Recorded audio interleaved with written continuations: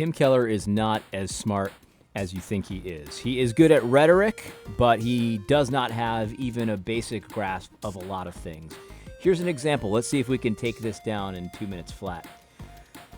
Jesus' teaching consistently attracted the irreligious while offending the Bible-believing religious people of his day. However, our churches do not have this same effect, which can only mean one thing. Our preaching and practices are not declaring the same message that Jesus did.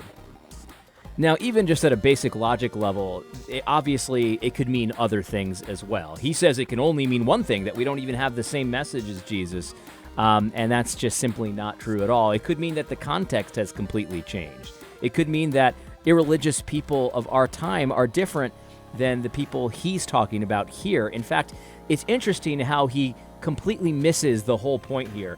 He's saying that he attracted irreligious people while offending Bible-believing religious people. And his proof text for this is Luke 15, 1 and 3. Let's go to that real quick. Now the tax collectors and sinners were all gathering around to hear Jesus, but the Pharisees and the teachers of the law muttered, "This man's welcomes sinners and eats with them." Notice it doesn't say irreligious there. It says sinners and tax collectors.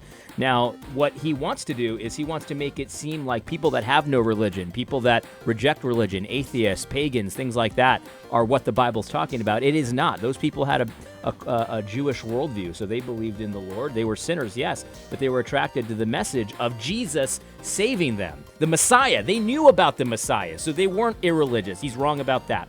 And then he says he offended the Bible-believing religious people of his day. So he's contrasting non-religious people to religious people. Religious people, Bible-believing, bad. Non-religious people, good in this story. And the reality is that that's not how Jesus describes the Pharisees. In fact, he says that they actually don't believe. They're actually lawless is what he says.